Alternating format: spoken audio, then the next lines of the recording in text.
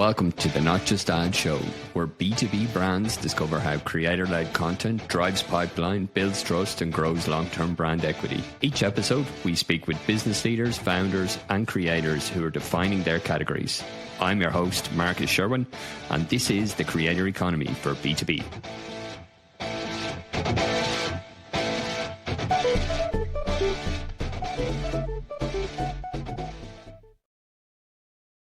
Hi, and welcome to Not Just Ads. I'm joined today by Aidan Brannigan. Aidan is the founder of No Boring Brands, B2B agency focusing on humor and creativity for B2B brands. Aidan, thanks a lot for joining us today. Thank you for having me. I'm excited. Great. Yeah, maybe you could tell us like a 30,000 feet view of like how the business came about and where it is today. So I had worked at a bunch of startups throughout college running social accounts and got my first toes dipped into viral content, specifically memes. And my senior year of college specifically was at this company called Workweek, and they owned a media brand called the Marketing Millennials. My job was to help scale that business, the audience and everything. When I joined the community, it was 250,000. By the time I left, we had over 1.1 million followers across all channels. And the way we did that was through memes. Throughout my 2.5 years there, I realized, holy crap, wait, I can do something with this and offer it to multiple people. So I started testing the waters with this meme offer specifically to other SaaS companies and be like, hey, would you be interested if I made memes for your socials? And it kind of slowly parlayed into No Boring Brands, which I positioned it as a creative humor agency. Like, to the person who might not know what that is, we're just creative agency, not a social media agency, but creative agency for B2B brands, and we make memes and skits. Great. Can you give us a little bit in terms of like how you work? Like, what's normally your thought process when you're creating memes, especially like for the B2B world, which is sometimes maybe there's always a challenge in terms of maybe being a little bit more conservative, maybe not as being as bold when it comes to creativity. Like, what's your thought process when you're working with those kind of brands, and like how do you help them if they have that maybe initial apprehension of terms of being risky when it comes to creativity? Yeah, I always acknowledge that, like, hey, there's two routes you can go to with humor. You can become a joke and be the class clown as a brand. Like, you can be the Slim Jim of the world. I don't know if you know their socials at all, or Radio Shack. Even Duolingo kind of totes that line of like class clown. Or you can go the route of using humor and wit to signal intelligence and understanding to your audience, which I always say, as a B2B brand, this is where you should be.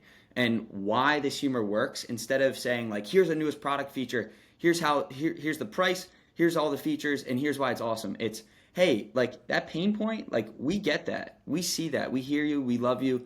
And trust us when we tell you our products and features solve those pain, like it does. So all of our content is pain point led, pain point focused. And that's really how like we pitch it to these B2B brands. Like everything is centered around the pain their ICP feels without our client's product or service in their life.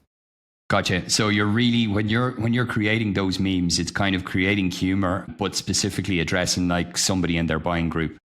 Yes. So it's like, we're not making fun of anyone. We're making fun of and talking about the current situation their ICP is in and how it's like, it sucks. Like let's say it's a marketer juggling 18 different channels and they need some software to build creative quickly. And they use something like Atria or Motion or whatever, like a creative analytics tool, like if we were working with them. So yeah, it's.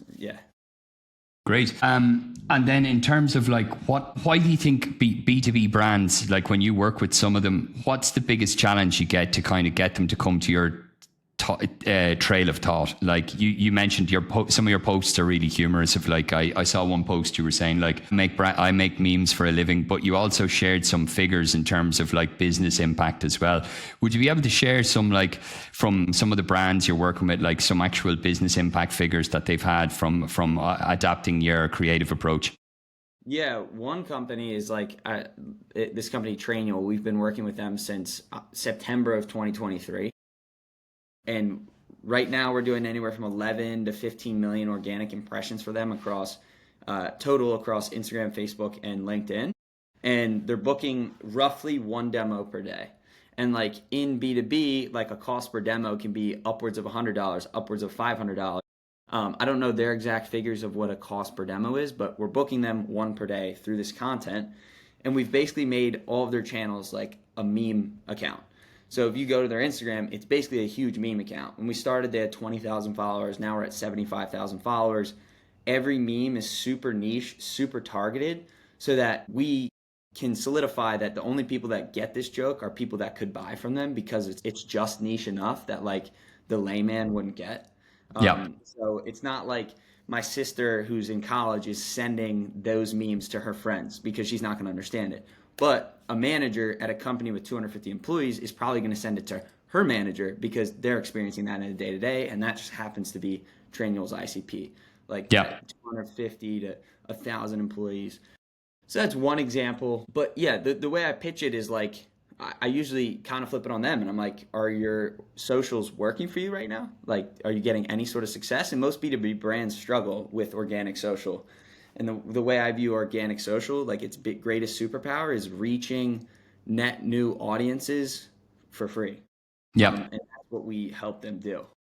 Yeah. How do you like with on the organic part? If you see that like you're getting a significant reach on organic, do they then amplify that then with paid, or do you basically kind of like open it up to other ICPs, or what usually do you find that amplifies it even more? What amplifies it even more is the consistency. So with like, we as an agency touch nothing with paid, and we do give the rights to our clients, like, hey, like, we're gonna make this content for you, you can do whatever you want with it. Like, there's not like a commission on it where you can only use it for these channels. So some clients will run them as ads for a little bit, but we don't oversee that. But what amplifies it is doing the strategy consistently. And what so many social teams struggle with, and like, I don't blame them, they have leadership who wants to see results immediately, is pivoting strategies too quickly. So every client we sign is a minimum 3-month initial engagement, because to even sell the results that we know we can get, we need 3 months, because it's organic social.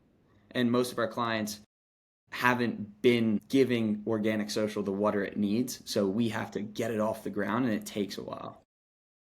What, in terms of organic social then, are they being promoted from, say, if it's a thought leader in the company via their LinkedIn account or via their Instagram account, or is this primarily company pages or showcase pages? What usually do you find works best? Yeah, we kind of took a stand in the ground. Like, the shift over the last 2 years has been thought leaders, personal brand, boom, boom, boom. Everyone's investing in that. Some companies are even paying tens of thousands of dollars a month to have their executives build personal brands, because it works for their company. We took a stand in the ground. We're like, you know what? Like, we're only going to work with company accounts.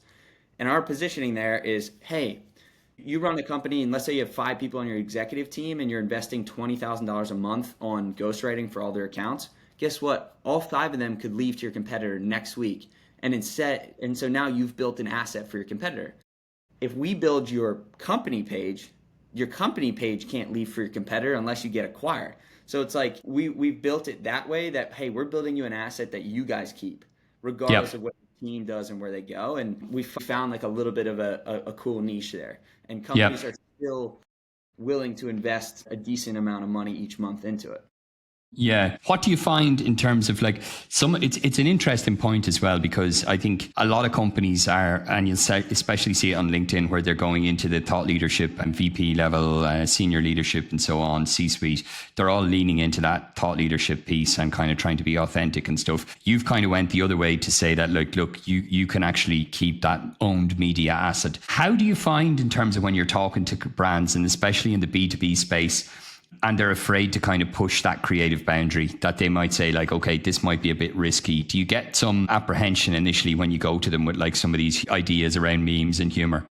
Yeah, absolutely. And like, one thing that I try to always reassure them on is, we're never going to talk about politics. We're never going to talk about religion, and we're never going to punch down, meaning make fun of someone who can't defend themselves in the moment. If we cross off those 3 things, the likelihood that there's going to be any backlash on this initiative is incredibly low. Now, I am running a campaign for my own company right now, and we're getting a crap ton of hate right now, and it's got me. Can you share with the audience what this? I have it on your LinkedIn profile, but I think it's more funny if you can share it from your point of view. Yeah, like, I was just sitting around and I saw this dude post about this thing called a Layoff Bot, where he built a landing page for this completely fake like software, which is a bot that you can lay off people with the click of a button. And I saw that he made one post about it. It did pretty well, and I was like, you know what? Like this has legs. So I reached out to him. I'm like, yo, can I acquire this idea from you? Right? Like I'm not just gonna steal his idea. So we put a deal together. We did a little influencer post. We acquired the idea of Layoff Bot, and now we're building a whole campaign. Straight up, like complete honesty, it was gonna be a 7-day campaign, but the first 2 days already exceeded our expectations in good and bad. So we're getting tons of hate. We're also getting tons of love, and it's on different channels. TikTok, it's all hate. Everyone's like, this is the worst thing ever. They're calling me a trust fund kid. People are outing my address. They're sending me all these kinds of things that are like, it's not cool, but it's all out there on the internet, so of course people are going to find it. But we've booked a bunch of demos from it, and we sent out a huge contract yesterday. Hopefully they sign. I'm not going to say the company, but it's going to be our biggest contract ever. And is this for the product, or is this for your services for memes? So if you go on LayoffBot.io, if you try and click any of those buttons, it just redirects you to my actual agency. So LayoffBot is a complete, like, it's not a software, it's a funnel to no boring brands, and we're just trying to show people that, like, yeah, we run these satire based campaigns. This one's a little edgier and maybe a little bit more sensitive, but it's my brand, so I had a little bit more appetite for risk. So we've gotten like 7 qualified demos booked, and we have a contract out for our biggest contract ever, and it's a lead for this campaign. And what's the feedback then from, like, you mentioned about the negative feedback? What's the positive feedback then? Everyone thinks it's funny, but anything else? So the positive feedback's been mainly on LinkedIn, where it's marketers at companies. Like I've had marketers from Nike, HubSpot. Those were the 2 that stuck out to me, where they just DM me and they're like, man, this campaign's genius. Like that's all they said. So they went through the whole funnel. They saw that it's not a real software. Like I'm not a jackass. Like, all right, I hope I can. I don't know. And someone from LinkedIn on the marketing team messaged me as well. And so that makes me feel cool. Like marketers respect the hustle. It's the people who aren't marketers and are just scrolling on TikTok who didn't go through the complete funnel and are probably upset, rage baiting a little bit.